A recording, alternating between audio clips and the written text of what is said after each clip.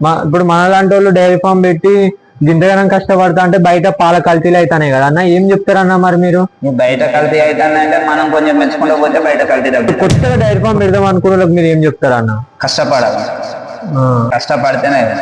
Worker అనేది side, మనం కష్టపడాలి. ఫస్ట్ పెట్టుకున్నప్పుడు మనం కష్టపడితేనే అప్పుడు లాభంగా వస్తుంది. తర్వాత ఇక welcome to agri talk and farms. మనం వచ్చేసి ఒక డైరీ ఫామ్ దగ్గరికి వచ్చినాం. ఇక్కడైతే మొత్తం 40 బర్రెలు ఉన్నాయి. అన్న రోజుకి వచ్చేసి 120 లీటర్ల పాలు అమ్ముతాడు.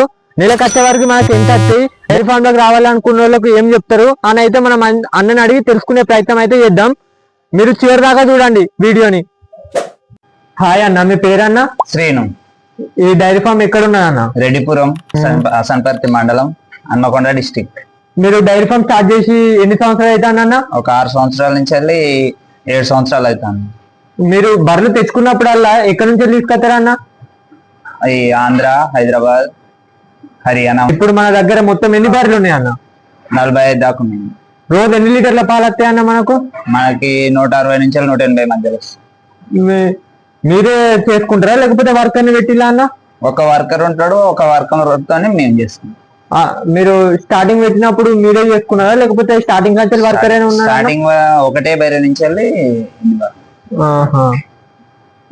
ఇప్పుడు మీరు దీనికి ఏమేమి దానేస్తారన్న రోజు?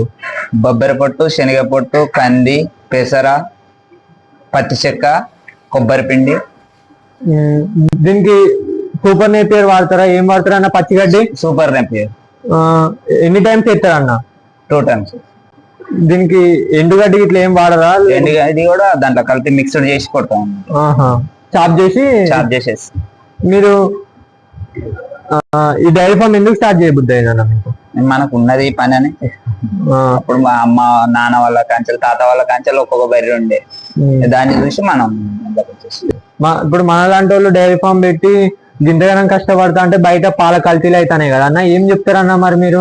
బయట కల్తీ అవుతానంటే మనం కొంచెం మెచ్చుకుంటూ పోతే బయట కల్తీ తగ్గుతుంది. ఇప్పుడు ఓకేనా అన్న మరి డైరీ ఫామ్ మీకు? మాకు ఓకే, చేసుకుంటాం కాబట్టి పని ఓకే. ఇప్పుడు మీకు ఎన్ని లీటర్ల పాలు వస్తాయి అన్నారన్న రోజు? 160 నుంచి 180 మధ్యలో. మీకు నెలకు ఎంత వస్తాయి? నెలకు ఖర్చులన్నీ మొంగ మీకు ఎంత మిగులుతాయి అన్న? 1 lakh ఖర్చు అంత బాగుంది. ఇక్కడ చూసుకుంటే దూడలు ఉన్నాయి కదన్న, ఇవి ఇప్పుడు మీరు అమ్మాలనుకుంటే ఎన్ని సంవత్సరాల తర్వాత అమ్మితే? అమ్మేది లేదు. అమ్మేది లేదా? ఇంట్లోనే పెరుగుతాయి. ఇప్పుడు ఇంట్లో పెరిగి పెద్ద అయినవి కట్టినవి కూడా ఇప్పుడు 2-3 ఉన్నాయి. కట్టి మళ్ళా ఈని అవి కూడా 2-3 ఉన్నాయి. మన షెడ్ లో పుట్టి పెరిగి. ఇప్పుడు నార్మల్ గా బయట షెడ్లలో కొంతమంది అమ్ముతా ఉంటారు కదా అన్న, ఎన్ని సంవత్సరాలు అయినాక అమ్మచ్చు మనం అమ్మాలి అనుకుంటే? నేనైతే ఇంతవరకు అమ్మలేదు. మరి అమ్మాలి అనుకుంటే ఎన్ని సంవత్సరాల తర్వాత అమ్మచ్చు? పాలు బంద్ అయినాయి అంటే అమ్మేస్తారు కొందరు, వాటిని రాకలేక అమ్మేస్తారు. మన దాంట్లోనే ఇప్పుడు ఏది కట్టింది దీంట్లోనే క్రాసింగ్ అయింది, ఇంట్లోనే ఇప్పుడు ఇంట్లోనే ఉంచుకుంటావు. అది ఇంట్లో ఇవన్నీ ఇంట్లో ఉంచుతున్నాయి క్రాప్స్. ఇప్పుడు మనం డైరీ ఫామ్ లో చూసుకుంటే ఫ్యాన్లు ఉన్నాయి కదా అన్న, ఫ్యాన్లు ఎందుకు పెట్టుకోవాలన్నా? ఈగలకు కానీ దోమలకు కానీ కొంచెం బెటర్. ఇప్పుడు మీరు నైట్ అయితే వీటికి ఏమేమి జాగ్రత్తలు తీసుకుంటారు? బర్రె జాలి కిందికి వేస్తాం, షేడ్ నెట్ కిందికి వేస్తాం, పొగ పెడతాం, పొగ.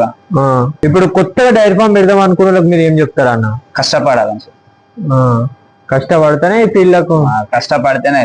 ఒక వర్కర్ అనేది సైడ్, మనం కష్టపడాలి. ఫస్ట్ పెట్టుకున్నప్పుడు మనం కష్టపడితేనే అప్పుడు లాభంగా వస్తుంది. తర్వాత ఇక రొటీన్ చేసుకొని వర్కర్ పెట్టుకుంటే నడుస్తుంది.